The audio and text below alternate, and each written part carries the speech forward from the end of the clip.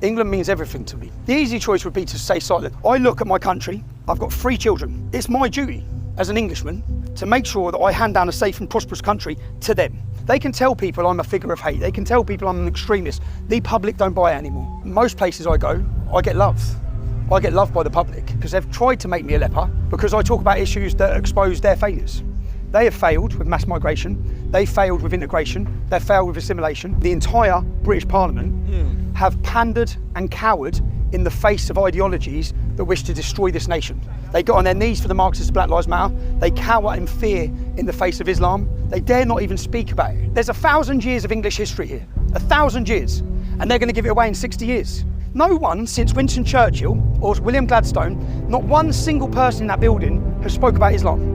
Bearing in mind how many jihad attacks we've had, we're not even allowed to ask the question. People now are scared to even talk. That's how they've got us. People are scared to even talk. Now, freedom of speech is the most pivotal point on this, because if we can't have the discussion, we can never solve the problems. Thanks to Elon Musk for restoring my free speech. We are desperate for someone to talk about it. Women are scared, parents are scared, they're looking at their country, we don't recognise it anymore. It's now or never for Europe, yeah? We haven't got long left.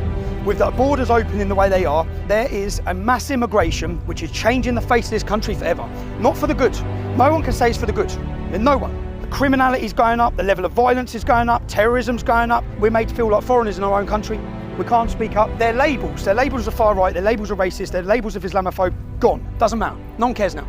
No one cares. They've overplayed their hand. They've lied and lied and lied. Already should have been a revolution in this country over the rape and prostitution, torture and murder of our daughters in every town and city. Not just the fact that the Islamic gangs done it, but the fact that they knew about it, the police forces knew about it. It was covered up. They all let it happen. And they say it out loud. They let a generation of our daughters be kidnapped and raped, and they did not care. We are seen by them as cattle. When we fear them, that's tyranny. When they fear us, that's democracy. We have had enough of mass immigration. No one's asked us, did we want 1 million people imported last year? No one asked us if we want to continually go into war. No one asked us. That's not democracy. No one's asking us the key decisions. You created us. Your weakness, your cowardice to tackle the problem, as you've allowed jihadism and that ideology to grow into such a power in this country. Yeah? Do you know who's funding everything in this country? Saudi Arabia, Qatar and Iran. How have they got bases in our capital city? These fascist ideologies, the abuse of human rights in all these countries, they own half the capital city. You're a generation away from losing our country. That's what we are. Yeah? And everyone wants to sit back and watch it happen. I'm a product of the environment. I spoke about Islamic jihad before people even knew what jihad was. But Luton is a blueprint for every town and city. You're playing the lottery with our kids. You're playing a lottery with our country. It was 4 refugees who went on a massacre in Paris, blowing stuff up and killing everyone, of migrants in hotels, put up, paid for by us, while homeless British people are sleeping here. Half of London's full of ex-military personnel on the streets, freezing to death.